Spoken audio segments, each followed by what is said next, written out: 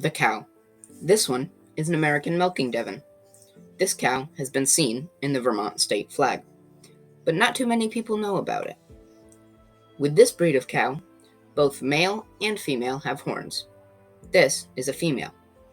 Their horns are made out of a bone core covered in keratin, the same material as our hair and fingernails. Cows have 4 stomachs, so they can digest grass and other plants. We cannot consume and digest these properly, because humans only have 1 stomach.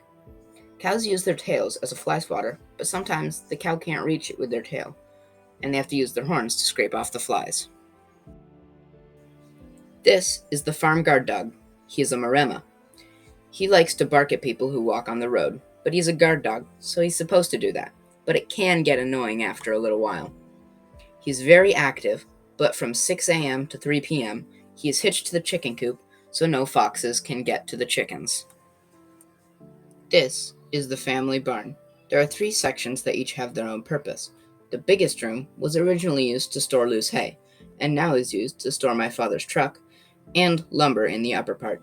The section to the right is used to store hay bales and grain for the chickens. The section to the left is connected to a pasture where some of the cows graze. Inside of the section, there are 3 stanchions and 1 maternity ward.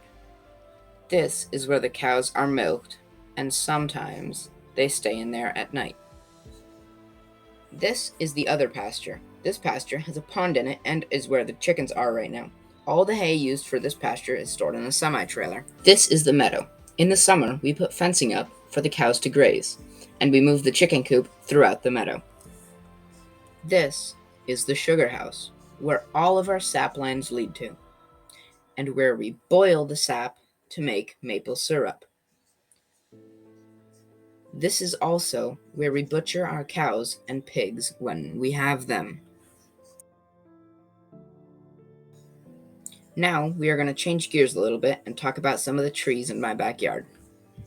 This is a catalpa tree. They can grow 40 to 60 feet tall with big, simple leaves and reproduce with beans. But don't eat the beans. They're not for eating.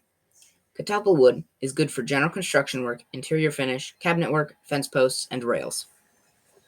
This is a basswood. Their Latin name is Tilia americana.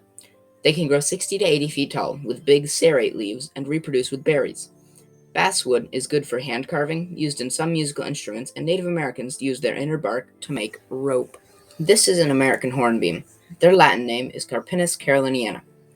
They grow 20 to 35 feet tall with small double serrate leaves. They reproduce using the wind and pollen. American hornbeam is very dense, so it is good for making hand tools and originally was used in the making of gunpowder. This is an eastern hemlock. Their Latin name is Suga canadensis. They can grow 40 to 70 feet tall with short, stubby needles, and their cones grow up to 1 inch. Eastern hemlocks are used in light framing, sheathing, roofing, and subflooring. And those are some of my favorite trees in my backyard.